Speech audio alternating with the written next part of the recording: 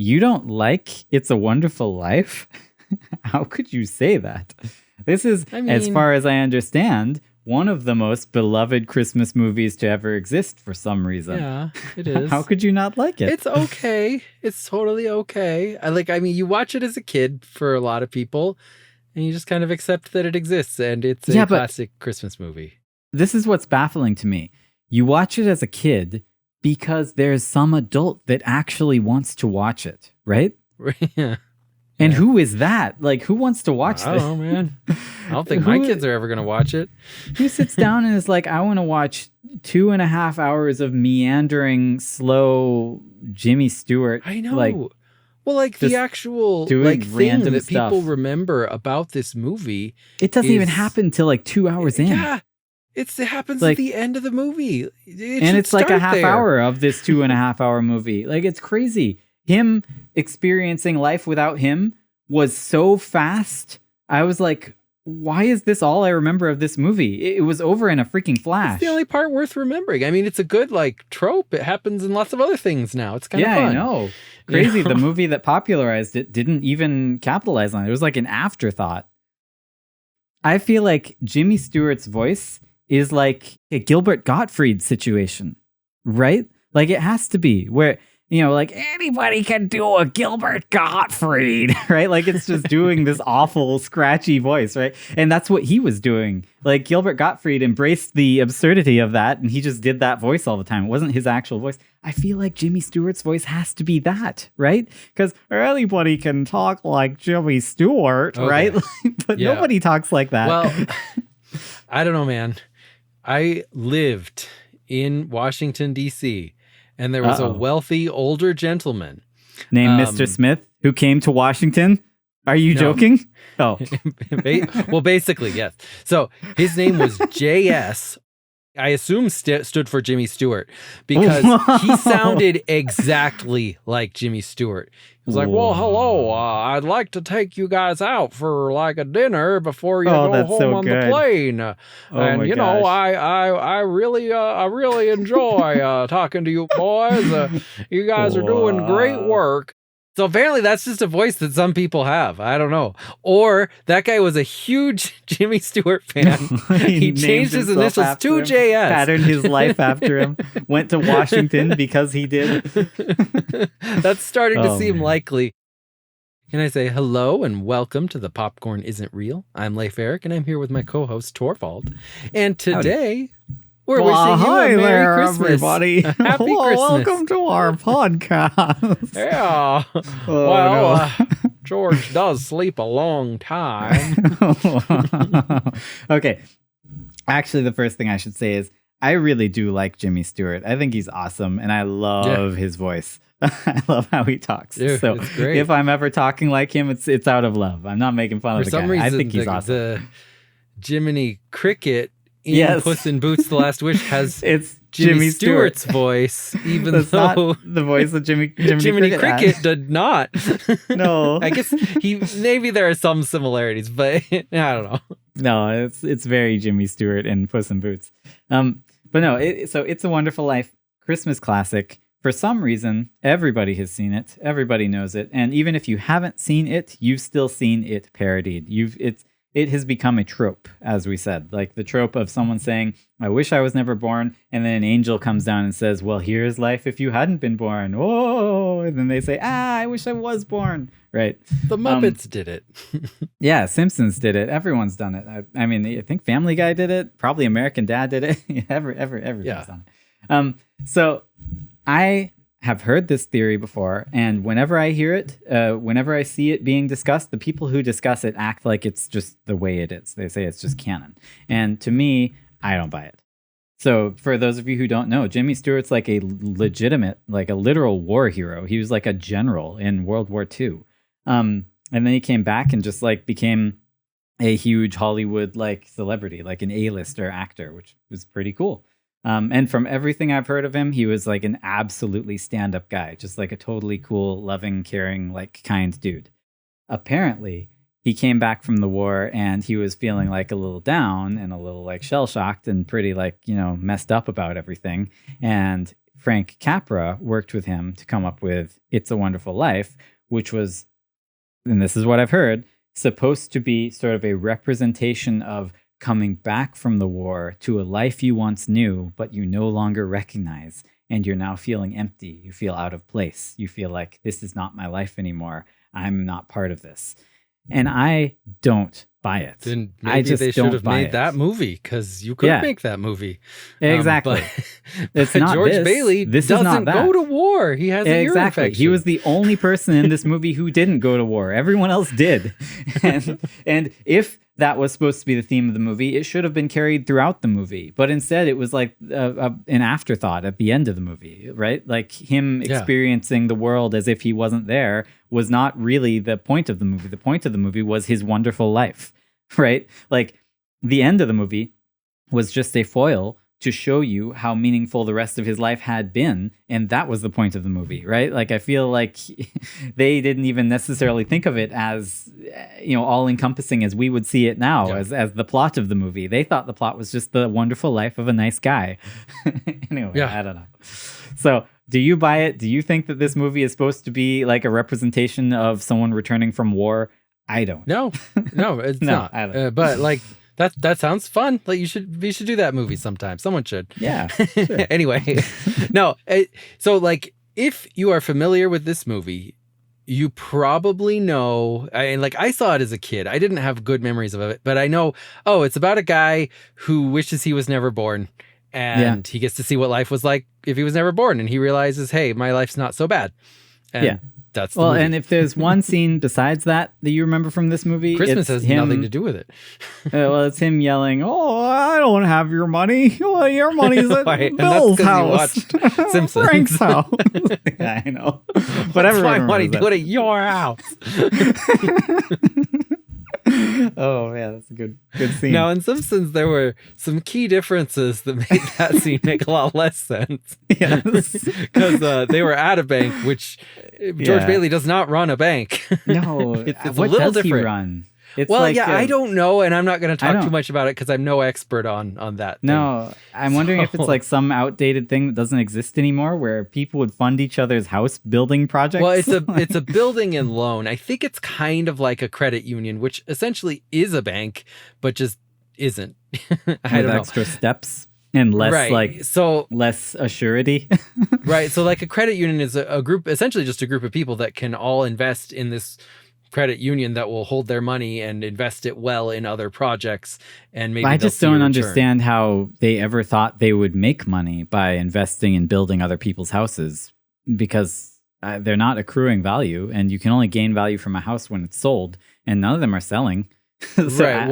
I don't know. I think the idea is that, I mean, it's essentially a bank. The idea is that you are giving money to the bank. The bank, or the building and loan in this case, is lending it out to other people. The people who have those loans then pay money back, and then that money can go to the people who invested their money in the building and loan. It could go in as interest, and it also goes into the bank, and then everyone makes money. I understand.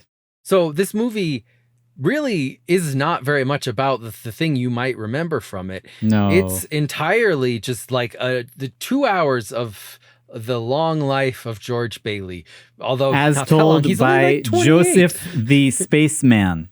Yes, Joseph the Spaceman. What is Joseph? Who's Joseph? Was this Joseph like the father of Jesus, and he was talking to Jesus? That's who it's supposed to be. Why is Jesus bossing his dad Joseph around? Are talking, and they invite Clarence, the weird little alien or angel. I always call him Gabriel. For some reason I always think he's Gabriel, but he's so Clarence. does George Bailey. Whoa, you're right. The basic plot of this movie is actually just George Bailey always wanted to get out of his little hometown life. But he never could. Poor George. He just can't get out of there. And he's essentially been screwed over his whole life. And he keeps a good attitude. He's just a helpful guy who helps everyone. Taking advantage of him all the time. I felt so bad for him. He didn't have a wonderful life. He had a depressing life. Right. Well, and that's the point, is that his life gets to a point where he's so depressed he wants to kill himself. And then an angel comes and shows him, hey, even though your life was total crap, actually, you really did help people. So it sucked for you. You didn't get to do anything you wanted, but you were helpful to other people. So you should. Well, and I mean, as was, in my opinion, very prudently or aptly stated by, what was his name, Mr. Potter or something, the evil billionaire. Yeah, he Mr. was like, Potter. He was like, you've done so much for everyone in this town. What are they doing for you except like yelling at you and being mean to you? He's like, no one in this town's going to stick their necks out for you. And he's right. I mean, except at the end when suddenly Deus Ex Machina, everyone gave him a big old bucket of money. That wouldn't have happened. Well, we saw how they treated him. Maybe that wasn't a Deus Ex Machina. What? Maybe this was all part of a long con that the richest a man, lifelong con, the richest man in this town, who always wanted to control the entire town, but never quite did, wanted to just get all the money from all the citizens for himself. And he staged a very strange thing where people acted like the world they didn't know George Bailey. Whoa. Okay, wait. So that entire segment of the movie, you're saying that was all an act? That was all that was an act. They were Clarence putting is not on an angel. A production. He's actually for him. a pickpocket who was hired specifically for this job of duping George Bailey. Okay. And we'll talk about why. All right. This is interesting. So this movie starts with the stars talking to each other. Now, I think this actually represents two big thugs who work for Mr. Potter, who are talking about the job they're going to do. And they get their naive little crony, Clarence, to go after the mark. One of these thugs is named Joseph. Okay. The other one's named God. Yeah. I think that's short for Godfrey. That's his last name. Good old Godfrey and Joseph. Okay. I gotcha. Yeah. So wait, is getting your wings, is that like becoming a wise guy? Like, or is that what they call it? No, a made man. Is that, sorry. Yeah, kind of. Except he doesn't have to kill anyone. Is that like becoming a made man where like now you're part of the family? You got your wings, kid. You successfully pulled off a con. Yeah, okay. Okay, I like this. And of course, that language came out from, of course, this being the 1940s, where, there were lots of like servicemen who flew planes, who got their wings kind of thing. I don't think you need to explain this. This is fine. All right. So they're telling Clarence the details of George Bailey's life because he's the mark. They're like, here's everything you need to know about his life because you'll need to know this. Yeah, they're specifically telling him to remember specific parts. Right. They even say, you'll need to remember this later. That's George Bailey. Yeah. They call him brother. Your Problem, meaning your mark. We get to see the details of George's life. As a kid, he loses hearing in his ear because of an ear infection because he saved his brother from the ice, which they really shouldn't have been playing on that ice. And, no, I know. What are they doing? I mean, if any part of the ice is broken, you really shouldn't be playing on that ice. Yeah, exactly. I mean, it means it's not frozen over. Well, and you definitely shouldn't be sledding your sleds towards the broken part of the ice. Stupid kids. But I mean, kids do stuff. George talks to his future wife. He calls her brainless. Oh. After she whispers in his deaf ear, I'll love you till the day I die, he tells her how he's going to have lots of wives and even a harem. So, yep. Good goals, George Bailey. When George is a kid, rich man Potter wants the Bailey brothers' savings and loan to foreclose on all the houses. They haven't made their payments. They don't, though I'm not sure how they keep their business afloat if they don't foreclose on people who don't pay. Yeah. I know it's nice and they're trying to be nice. If I didn't pay the payments on my house, I would expect to be foreclosed on, though. So, I don't know. I mean, I guess this is like Great Depression, right? Like when, no one has any money. And well, no, this like, is before the Depression, mercy. Actually. No, I know. So... But like, it would have been made just after the Great Depression. It was made in 1946, I think.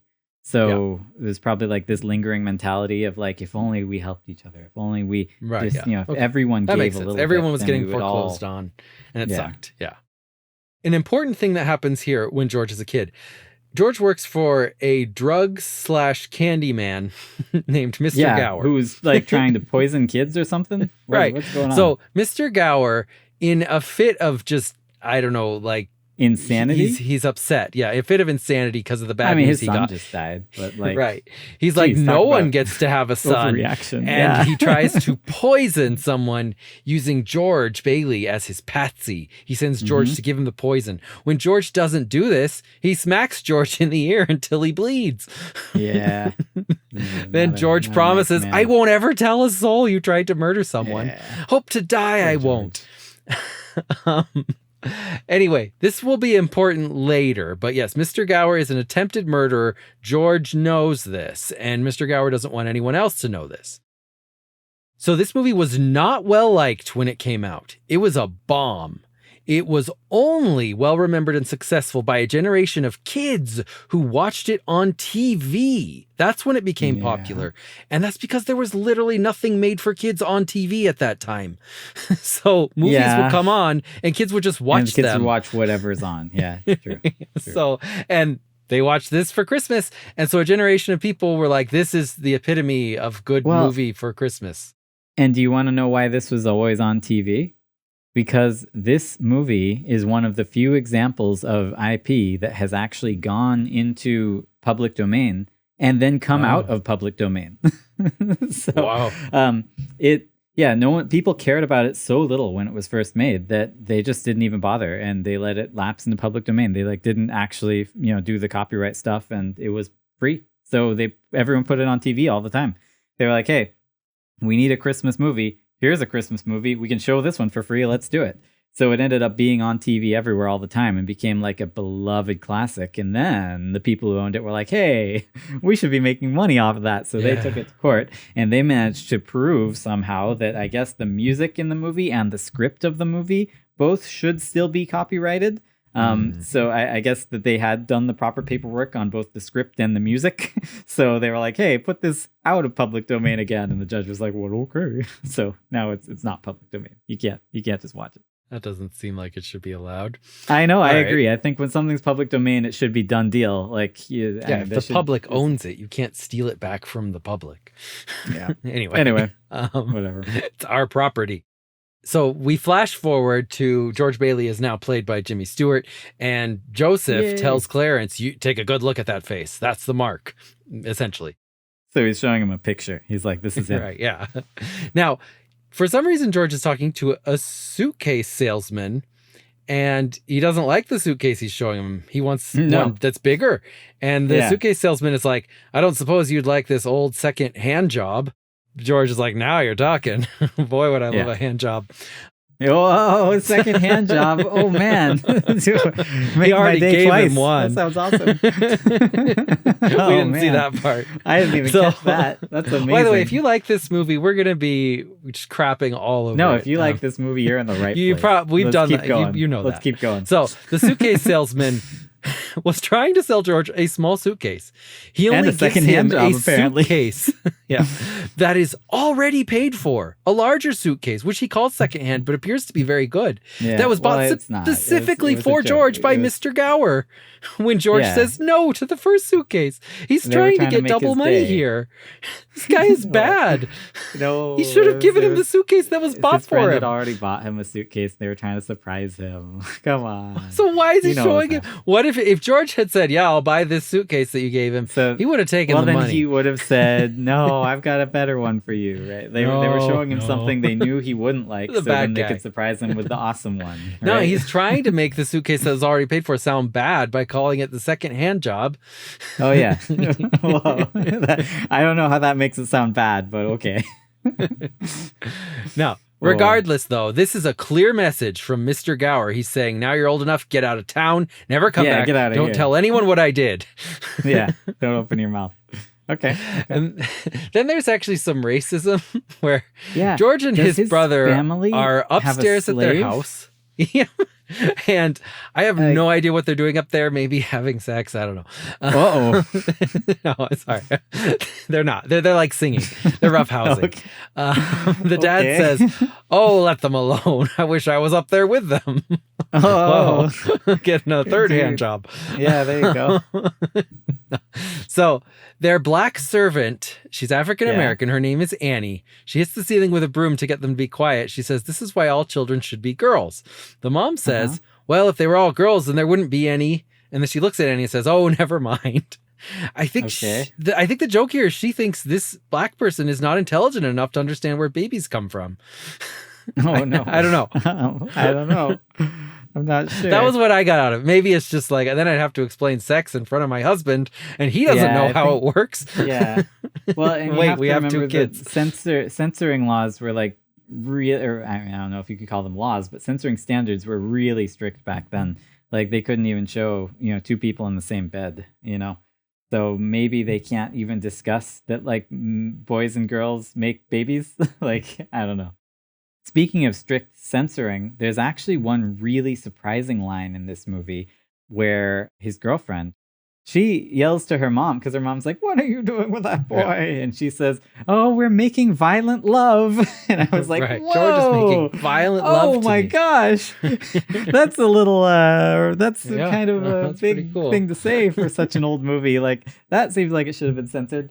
It turns out making love did not always have the same meaning that it does now. It kind of took on a new meaning during like the 60s and 70s where it meant like sex. Before that, it just meant like courting, like, any sort of like, action that is like cuddly or kissy or anything like that. I feel like making violent love to someone would always mean sex. I don't know. But you can read like older books and it will describe like, a fancy party, and it will be like, he turned the corner and he saw 6 couples making love in the corner, and it's not that, right? Orgy. Like they're literally just like cuddling, holding hands, So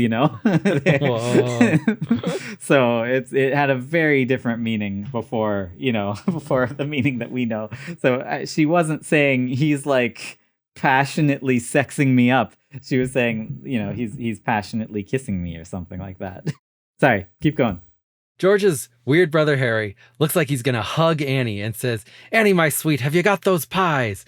She seems very threatened and says, "You lay a hand on me, I'll hit you with this broom." He says, "Annie, I'm in love with you. There's a moon out tonight." Then he spanks her as she screams, and he chases her into the kitchen. Like, I don't know. This seems really bad. That all happens. Watching very closely. Yeah. Well, I had to rewind it several times, but he definitely does that. So George Bailey goes to the high school dance. He is not a high schooler, but whatever. No. They seem supposed to be like, 17, 18-year-olds, but they're clearly like 30-year-olds. It's like so adults, that was odd. Yeah. So anyway, he and Mary, his kind of girlfriend, get dropped into a swimming pool, and they're walking home. She's wearing a robe. This is the only part that I remember all that well from when I was a kid that isn't like the actual part people remember at the end. At Bill's house. Right, well, that part too. They're singing "Hey Buffalo Gal." Mary's hair is completely dry, but she wears a robe as though she changed into it because her clothes were all wet. When you sang, we were talking about this, and you started singing "Hey Buffalo Girl, won't you come out tonight? Come out tonight." I had no idea that you were making a reference to "It's a Wonderful Life." I thought you were referencing Simpsons, because that's the song that Homer sings when he's trying to make money to pay for the dog's operation by singing in Moe's bar. And they're like, "Dance, Rummy." And Moe's like, "Hey, that Rummy used to be my best customer." So Mary says she's 18, and then he kind of goes, "Oh," and she says, "Too young or too old?" I'm not sure what answer she was expecting, but I really hope she didn't think he was going to say too old. Well, he's supposed to be like 18 as well here, right? Well, he graduated the year before. He's at least 19 or 20. All right. So, yeah, well. He steps on her robe, almost pulls it off, seems to realize that this might be a good idea to try again later. He threatens to vandalize a house. She asks him not to. He says, "I'll get you the moon, Mary. Then you could swallow it, and it would dissolve, and the moonbeams would shoot out of you." That's what happened. I don't know. This theme's weird. Jorush Savaoth. I think that's why he was shooting all those lasers out on the cover of Heir to the Empire. He swallowed a moon. It could be. There's a pervy, fat old man watching them, asking them to kiss for his amusement. Now, George is into this idea. He tells the old man, "Come back so I can show you some kissing that will put hairs back on your head." Hearing this, Mary turns and tries to run away. So she does not want George to kiss her. He steps on her robe again to prevent her from escaping. This time it's not an accident. I thought it was. Nope, not an accident. Okay, he already did it once. It's not an accident this time. he knew to avoid it.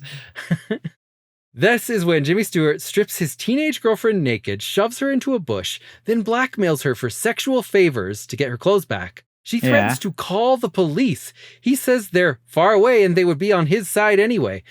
Yeah, I know. Not great. Not a good look for him. She threatens to scream, and he says that maybe he could sell tickets to seeing her naked. Yeah, I know. He's riffing on the idea of putting on a show for the old man from a few seconds ago.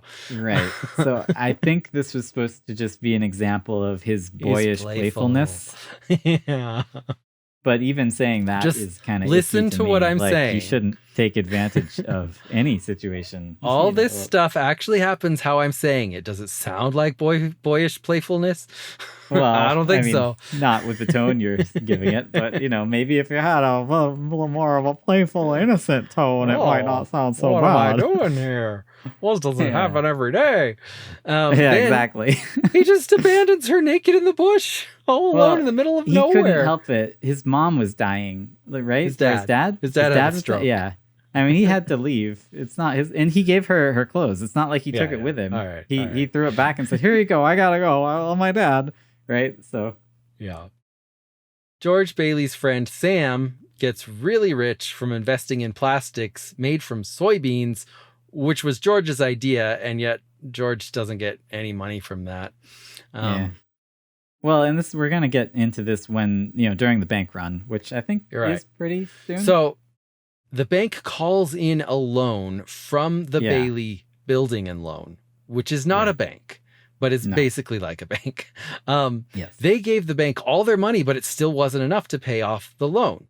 They have no money left in the savings and loan. So if anybody comes in and says, gives me my money, they cannot do it. That's the point. Right. So then there is a bank run on the Bailey Building and Loan, essentially. Because everyone wants but here's the thing. Potter owns the bank. The person calling in the loan who just took all of the building and loan's money. He owns the bank. Yeah, because he just bought it now. And he closed it down for 2 weeks. So no one can get any money. So normally they would get their money from the bank, but they can't. So they're coming to withdraw their investment from the building and loan because they need money now. Potter also says that they can move their shares to his bank. Right. He's offering to buy out their shares. And he will give them 50 cents on the dollar. But that's terrible. I'll buy your shares for half what they're worth because I closed the bank. Well, right. And this is exactly, you're interpreting it 100% correctly. And this is what, you can see it today with what is it called? Check cashers, or like people who will give you your check before you actually get it from your job. Money advance. Yeah, essentially you can go in and they will cash your check before you get it. Basically, they're saying, hey, we know you're going to get paid, so we'll just give you the money now and you pay us back. And then you end up paying them back with, it's ridiculous, like 70% interest, right? Yeah. And what they say this is designed for you to do is, you're supposed to pay us back next week. So of course, it won't add up to much anyway. But what they're hoping you'll do is pay them back next month or next year. And then you're paying 30, 40, 50 times what you actually got from them, which is what ends up happening too often. Yeah. And it's exactly what this, horrible man is doing here. He's saying, I've created a situation where you don't have the money you need to continue your life. I'll just buy all your stock. I'll buy all your investments at half price, and then you'll have money. You can continue your life. You'll have money now, even though you lost 50% of its worth. Exactly. It's ridiculous. The movie it's a very depressing reflection of today, right? Like it's rich businessmen getting everything, stupid people who are too stupid to realize that the rich businessman is taking advantage of them, and also too stupid to work together and help each other. And then one guy who wants to help them, and everyone else just takes advantage of him, right? Everyone just wants to use him and get what they can from him, and they don't realize that he's the only one looking out for them. And for everything bad about this movie, it portrays that exact situation very well. Like it does a great job portraying that. So, and it was right after the Great Depression. So, you might say we're currently in the second Great Depression. Right. Well, and the thing here that they even talk about is that George, during the Depression, Mr. Potter buys everything in town except the building and loan. Because he has money, so he can weather the storm. Yeah, depression is it's a fire sale for him. He can get everything at 30%, 40%, 80% off, right? George Bailey gives his $2,000 to all his patrons, and he just gives it away as a gift. He's not even having them sign papers. He says it's a loan, but it's not. They don't have to pay it back. He's never getting There's it back. Well, it was supposed to be his honeymoon money. That was all his savings that he was gonna start his wedding, his married life with. But poor George. The point here is that Mr. Potter is willing to go to extreme measures and devious means to essentially own the whole town. That's his character. He's Scrooge McDuck, right? Like he doesn't care. Yeah. He just wants money. There's a scene where George Bailey is now helping everyone own their own houses. They're not living in Mr. Potter's slums. Mr. Potter's like, we got to do something about that. And to show he's such a big shot, I just love this. His assistant is like, hey, you've got someone outside waiting for you. And he says, tell the congressman to wait. Whoa. He's like, just got a congressman outside waiting. But George Bailey is a bigger threat. I got to deal with him now. Well, I mean, it's like if you made a movie today and you had Elon Musk being a big, rich asshole. And then he's like, Mr. Trump is waiting for you. He's like, tell the president to wait. Right. Like, which is actually surprisingly realistic because that's essentially what would happen. That's exactly what he would do. So he says, the Bailey family has been a boil on my nose for long enough. And he brings George Bailey in and he offers him $20,000 a year to work for him. And now George is 28, making $45 a week. That doesn't sound like much. It sounds like very little. But George says no. He says, I'm sticking with the building and loan. You're not going to, run me out of it. I'm not going to work for you, Potter. But I think that Mr. Potter now has the idea, well, there are two people who run this company. There's George Bailey, and there's one of the founders, Uncle Billy Bailey. It's George's uncle. Yeah, Uncle Billy is like shady as heck. What is with that guy? So in this movie would have you believe Uncle Billy's just like a weird loopy guy who just loses a ton of money. Like the main problem of this movie is that Uncle Billy gave all the money to the evil billionaire, right? Did I miss something? No, isn't that what happened? You are correct. So I believe what actually happens is Potter is like, okay, didn't work with George. I'm going to Billy. And Billy says yes. Yes, that's clearly what happened. Billy is clearly getting something out of here where he and Potter are going to take just money. They're going to get as much money as they can from the town. Yeah. He's going to eventually sign over building and loan over to Potter somehow. He literally took all the bank's money, or not bank, the savings and loan. He took all the money and he gave it to Mr. Potter. Right. The worst person he could have given it to. He could have given it to the townspeople. $8,000 and he's supposed to be depositing it in the bank. Yeah, now, it's the people's money. Potter comes in, and tell me if this sounds like some kind of con. Potter comes in right before depositing it. Uncle Billy makes a big show in front of the crowd of people, taking Potter's newspaper and commenting on the fact that his nephew Harry just won a Medal of Honor, which is something he knows already. And then he very surreptitiously gives the newspaper back to Potter with the envelope that has $8,000 folded in it. Yep. That's a money drop. He just gave it to him. That's not. No, I'm you with don't do that absentmindedly. That's how you give someone $8,000. Right. His thing is that he constantly has this evil crow hanging out with him all the time. Yeah. It's like the symbol of like evil, right? Like this is like Edgar Allan Poe's The Crow, Nevermore, right? Like it's constantly hanging out with him, landing on him, cawing evilly. It's the symbol of All-Father Odin, who had crows that knew everything. And it's implying Uncle Billy knows more than he's letting on. He's not just some one-eyed old man. Okay. No. Does he also ride to work every day on his 6-legged horse? Well, no, it's a car, but it has 6 wheels. Whoa, dude, go Sleipnir. Yeah. Oh, man, I want to buy a Sleipnir. That's a great car. Dude, 6 wheels. So good. Oh, man. Oh, man. Clearly, Uncle Billy gave that money to Potter. Yeah. Potter sees that he has the money, tells his helper to look sharp, meaning be casual. And Yeah. he looks out the door, makes sure that Uncle Billy leaves. He's like, all right, that part of the job is done. Uncle Billy makes a big show about, I don't know where it is. Also, Uncle Billy does not just own a crow. He owns like a bunch of birds and a squirrel. Yeah. And squirrels and crap. Yeah. I mean, I wouldn't be surprised if he had an 8-legged horse. Like, that would be totally fitting. He owns all kinds of weird animals. George gets mad, shakes Uncle Billy, says, one of us is going to jail and it's not going to be me. Yes, but it is. Uncle Billy knows that that's not what George is going to do, because 2 minutes later, George takes the full rap. He's like, yeah, it was my fault. I did it. Mm-hmm. He says that to Potter. First, he goes home and kind of abuses his family. Yeah. Well, okay, wait. So did I see this correctly? Did one of George's kids like sneak up on him and like jump out and growl at him in a Santa mask? Like one of his kids roars at him while wearing a mask as though it's a scary mask, but it's yeah, a like a Santa Halloween mask. thing, but it's a Santa mask and it's Christmas. It's like, does this kid not know what Santa does? He's supposed to be really little. He thinks Santa's like a monster. He's like, I mean, those Santa masks are kind of scary. Like, also, who has Santa masks? Is that something people did? I don't know. Maybe back in the 40s. I don't know. So he goes to Potter to ask for a loan. Potter mentions that no one will believe he wasn't betting this money, spending it on the stock market.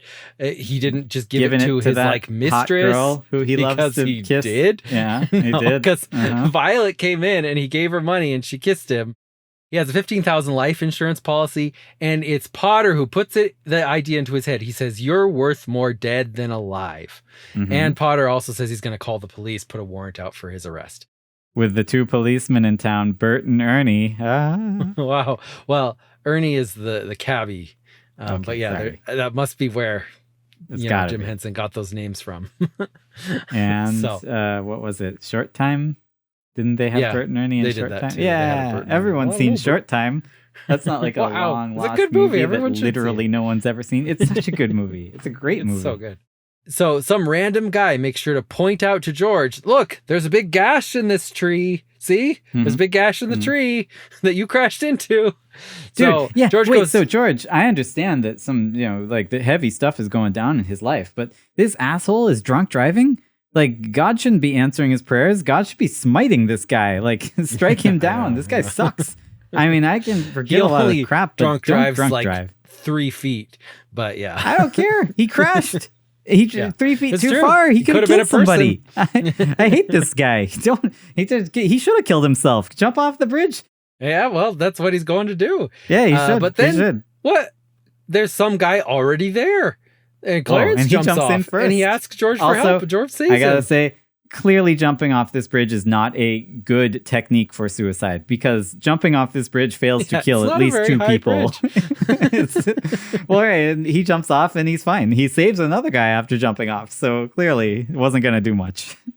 Also, I just want to say, now I realize why in Simpsons Homer is always going to jump off a bridge when tiniest little things don't go his way. Yes, it's because of It's from this movie. Life. It's true. Clarence claims to be an angel. He doesn't do anything supernatural. Some wind blows and opens a window. He makes the door blow open. And he takes away George's injuries. How can he do that? So George is cut on his lip, and that cut disappears. What? But Clarence is the one who pointed out this cut. George wasn't even aware he had it before Clarence pointed it out. He's a pickpocket, as we'll find out. He just sleight of hand put a little bit of like fake blood on his lip, and then later he just like wiped it off.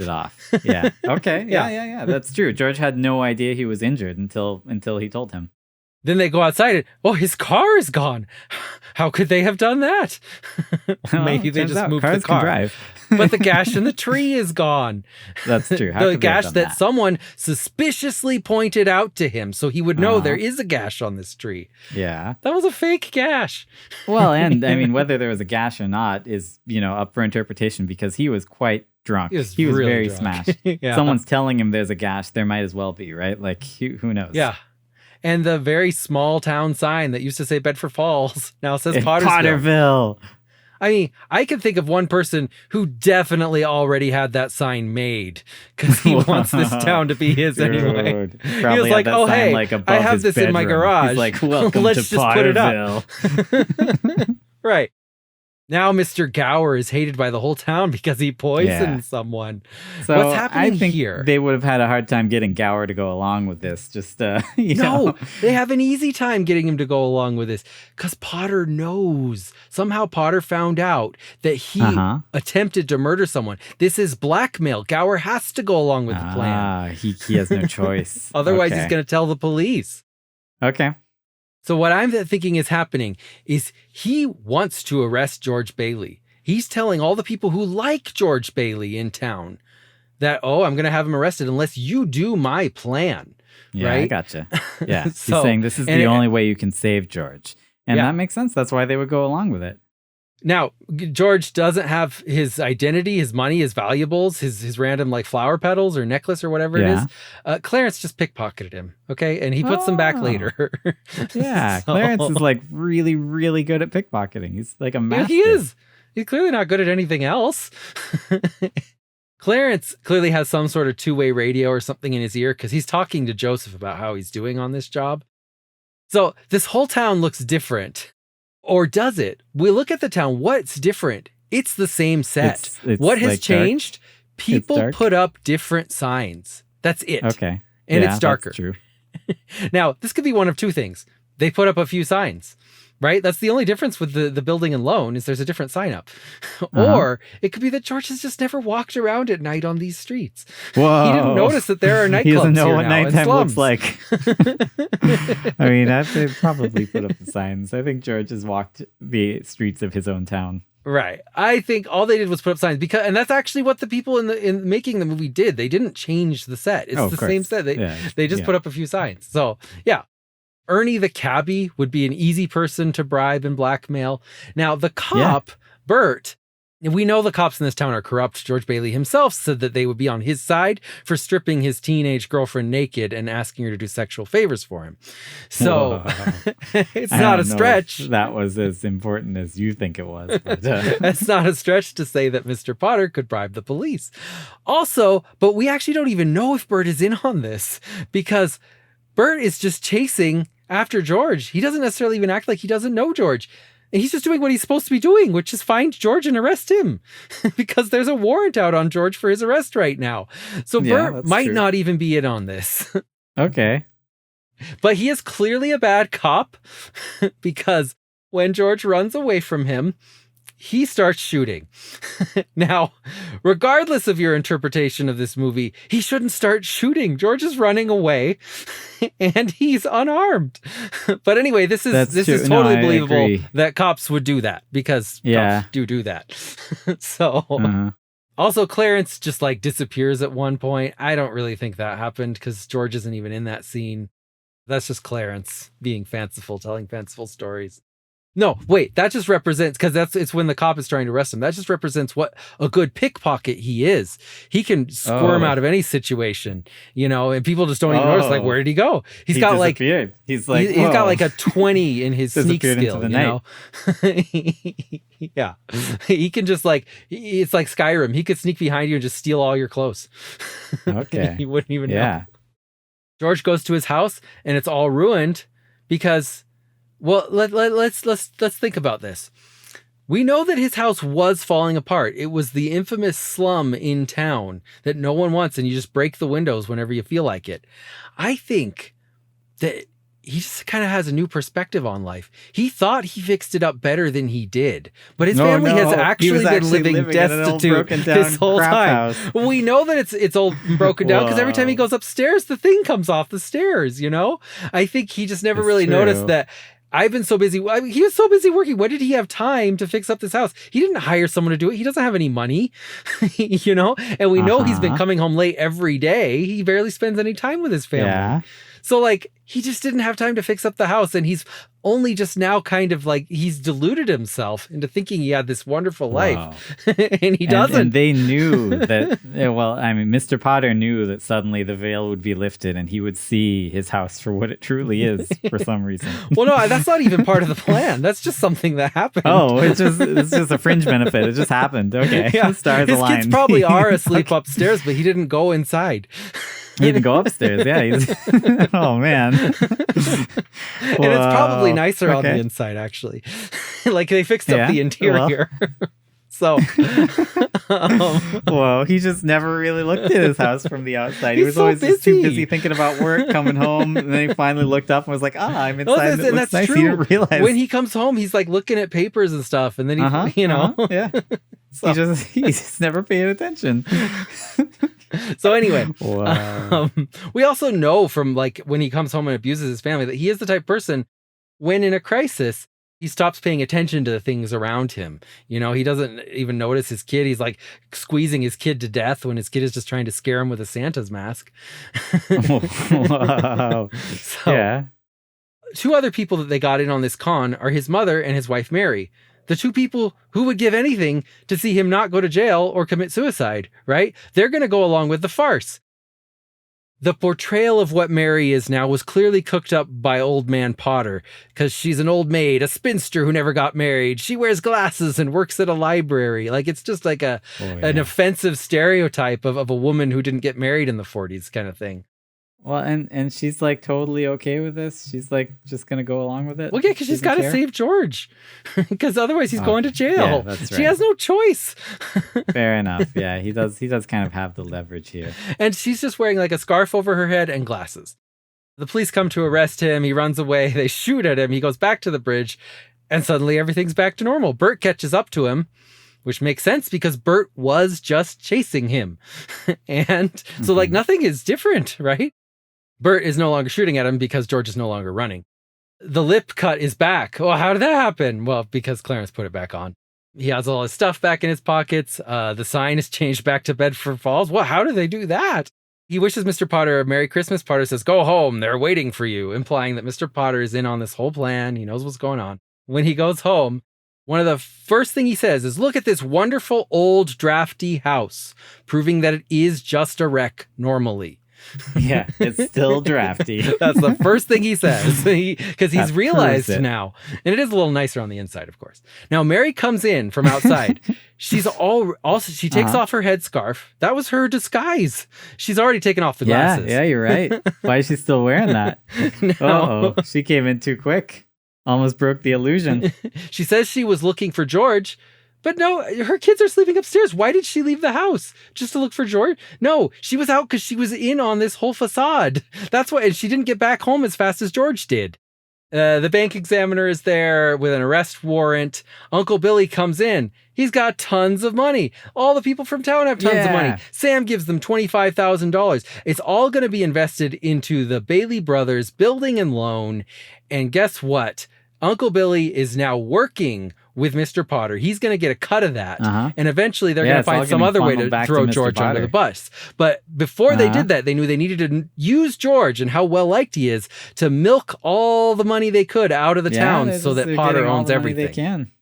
Yeah, it's free cash. I don't quite understand why this required them to make George think that he'd never been born. Well, because I think that oh no. Did I find a hole in your theory? Well, because he just hates George Bailey. And he was like, he was like, what would it be like if George was never born? But it had the opposite effect.